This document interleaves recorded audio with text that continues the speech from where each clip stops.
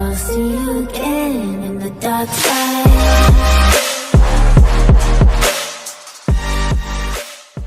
Okay guys, so we decided to go out. We took a day off yesterday.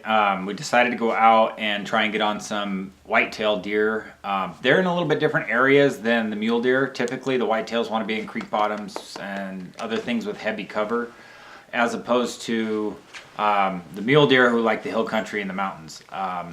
So that being said, most of the creek bottoms and lowlands are private. But the beautiful thing about Montana is they have what's called block management, and that is a partnership between private landowners and the state to allow public hunting on private lands. So we found a chunk of that. Only thing is we were talking to the people at the check station who kind of told us about this land management, and he said that they had extended the days because normally it would end January 1st. And they told us they had extended the days longer for this special hunt. However, we wanted to do our part as hunters to double check, so we called the regional office and talked to the secretary there At Fish and Wildlife. At Fish and Wildlife, and they told us, or she told us, that that wasn't true. So we weren't sure who to believe. So we went down to where we saw them. Was hoping there would be somebody out in front of their property where you're supposed to sign in. Luckily, there was. He's a co-owner. He was unaware of really what this block management was, but he said he would give us permission to hunt his property since his property was in the block management area. He's like, go for it, do whatever you want. And right as we were talking to him to kind of find his borders of his property, his neighbor up the way had come down and been like, hey, I saw you guys driving around in your Hunter's Orange. Like, do you guys want to shoot off my property? Yeah, and it worked out amazing. I mean, everybody's, me personally, I'm leery about driving up a driveway to contact a private property owner to ask for permission. I mean, sometimes I feel like it's a little disrespectful to come all the way up their driveway. But and the guy we were talking to who asked us to come hunt on his property, he even mentioned that most people tell hunters no. But it worked out amazing. We're gonna go back tomorrow evening and see if we can't get it done. We're not sure if we're going to have the ability to film it because we are going to be sitting there for a while, more than likely, and we're not sure if the battery in the camera is going to hold up to the cold. We got a ton of footage today of hundreds of deer. It was the craziest thing. It's the most deer we've ever seen in our lives. Yeah, we were literally driving probably, how many miles would you say from here? It was probably a 2.5 mile stretch. And we probably saw over 200 deer easy. At least, yeah. And the drive from where we're at to where we are going to hunt tomorrow is a good distance, but that last couple of miles, once we got off the main highway and onto the back roads, it was the wildest thing I've ever seen. Just deer everywhere, and we'll show you some. Cue the deer montage.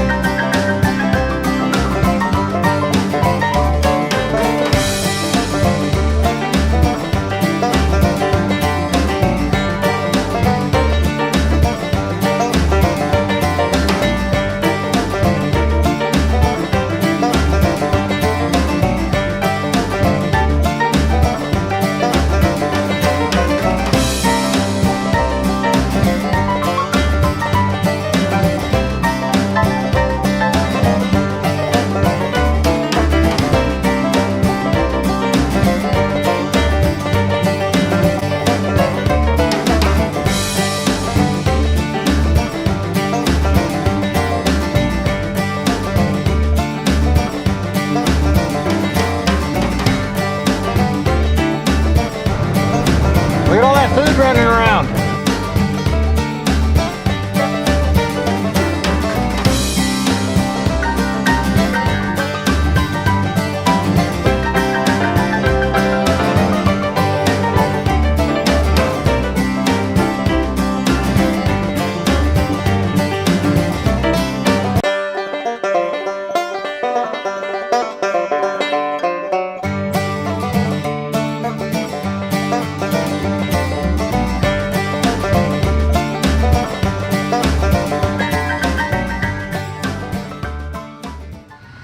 That's pretty cool. Driving down the road and there's a cow moose right there. Mercedes nor I have ever seen a cow moose. Or a moose of any sort. Man, that's a lot of meat right there. Huh, I would not expect to have seen one around here.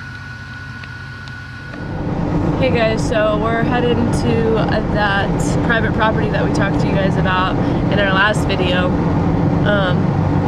And we're going to see if there's anything sitting out there for us to shoot. If not, we found, what else did we find, babe? There's a couple little public land spots. They're called fishing access, and they're right on these creek bottoms that obviously these whitetail love to be in. So we're gonna I'm gonna step out if there's a deer and try and stick one with the old stick and string.